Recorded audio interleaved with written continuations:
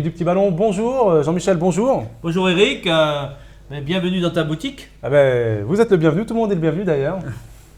Alors aujourd'hui Jean-Michel, qu'est-ce que vous nous faites partager? On a été hyper classique sur une des plus belles appellations espagnoles, Rioja, très grande classique, mais chez Santalba, donc une cuvée à Bando, qui est une cuvée un petit peu spéciale de Rioja, et tu vas voir, c'est un vin absolument formidable. Écoutez Jean-Michel, j'ai hâte de le déguster.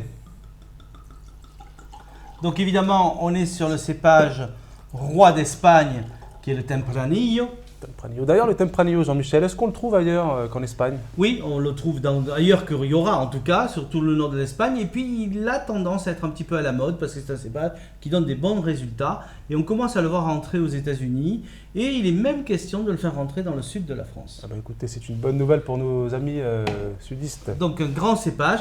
Alors, c'est un Crianza 2009. Justement, Crianza, qu'est-ce que ça veut dire, Jean-Michel? Les Espagnols sont formidables parce qu'ils ont trouvé des systèmes de vieillissement pour accéder au vin plus facilement, soit sans bois, donc ça s'appelle des roven, des roblés, ou avec un petit peu de bois, Crianza, c'est 6 mois de bois minimum, là il y en a 12, mais 2 ans de cave en plus. Donc le vin arrive à maturité quand tu le sers.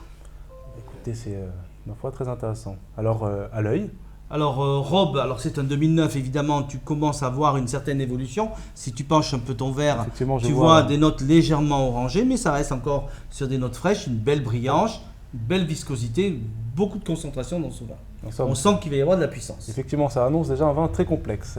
Au nez, ensuite? Alors, la complexité est là, sur différentes facettes. On a les fruits, mûrs, fruits à noyaux plutôt, donc ça signe une maturité, cerises, pruneaux.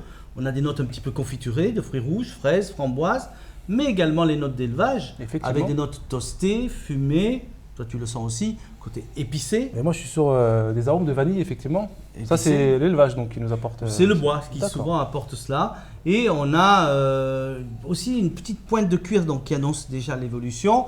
Et puis tout ça est subtil, bien équilibré, bien pesé. C'est fondu. C'est vraiment un vin extrêmement complexe, en tout cas au nez. Nous avons hâte de le goûter.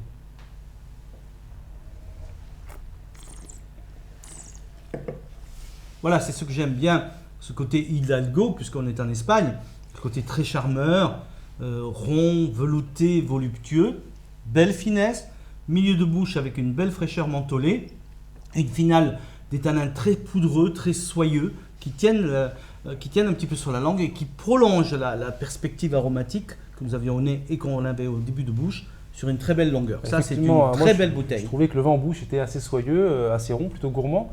Vous l'avez récapitulé, hein. Merci Jean-Michel. Et alors du coup, comment accorder ce vin avec des mets? Alors bon, ça c'est un vin sérieux, donc on va aller sur une cuisine sérieuse. On n'est pas obligé d'aller sur une cuisine espagnole évidemment, mais tout ce qui est viande rouge, rôti, avec des jus, des viandes en sauce, du gibier lorsque ça sera la saison.